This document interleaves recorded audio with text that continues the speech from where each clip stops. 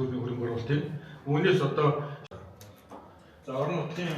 энэ онд улсын болон орон нутгийн төсвийн хөрөнгө оруулалтаараа шинээр болон шилжих арга хэмжээтэй 413 төсөл хөтөлбөр хэрэгжинэ. Үүнээс 120 тэрбум төгрөгийн санхүүжилттэй 118 ажил шинээр хэрэгжинэ. 1500 хүүхдийн сургуулийн барилгын ажлын үргэлжлэл, өрхийн эмнэлгийн өргөтгөл, 250 хүний ордо бүсийн эмнэлэг, автозамын шинжилгээ зэрэг ажлууд хийгдэнэ. Ажлын гүйцэтгэгчээр шалгарсан 57 аж ахуй нэгж байгууллагын төлөөлөлтөй аймгийн засаг дарга, газрын харилцаа барилга хот байгуулалтын газар, Дархан хотын барилга захиалагчийн газар, бүс орон нутгийн хөрөнгө оруулалт, бодлогын төлөлтийн хилцээний дарга нар уулзалт хийж санал солилцлоо. Уулзалтаар аж ахуй нэгж байгууллагын төлөөлөл бараа материалын үнийн зөрүүг арилгах, автозамын ажлуудад саад болж байгаа 70 карьерийн асуудлыг яаралтай шийдвэрлэх шаардлагатайг онцолжээ. Орон нутгийн зүгээс дээрх асуудлыг шийдвэрлэхэд дэмжин ажиллахаа илэрхийлж асуудлыг стандарт норм дүрм, аюулгүй байдлыг ханган хугацаанд нь чанартай гүйцэтгэхийг хүссэн байна.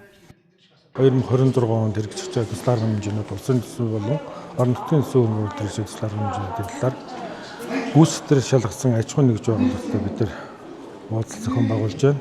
Шалтгаан нь юу гэхээр зах зээл дээр байж байгаа бензин тос шатлан материалын үн нэмэгдсэн, үүнийгээ дагаад бараа материалын үн өсөж байгаа. Энэ 4 он тавигдсан төсвөр энэ онд энэ ажлыг шийдэх хүндрэлтэй байдал үүслэ гэдэг юм асуудал үүссэн учраас бид ярилцж байна.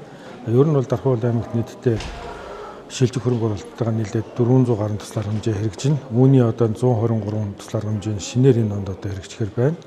Тэгээ энэ дээр нийтдээ нэг 120 гаруй тэрбум төгрөгийн санхүүжилт олгогдохоор юм төсөл хэрэгжихээр байгаад байгаа.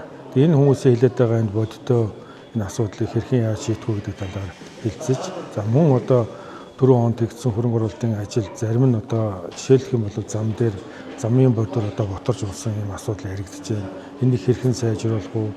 Энэ алдаа хаана байна гэдгийг олох ийм асуудлаар багтж байна. Мөн аймгийн удирдах ажилтны 4-р сарын зөвлөгөөнөөс гарсан зарим шийдвэрүүдийг танилцуулжээ. Дээрх аж ахуй нэгж байгууллагууд зөвхөн улсын төсвийн хөрөнгө оруулалтаас гадна өөрсдийн хөрөнгө оруулалтаар барилга угсралт бусад хувийн хвшлийн оролцоотой ажил үйлчлэгээ хийж байгаа тул гаргасан шийдвэртэй хүндэтгэлтэй хандахыг уулзалтанд ирсэн болон бусад аж ахуй нэгж байгууллагуудад уриаллаа.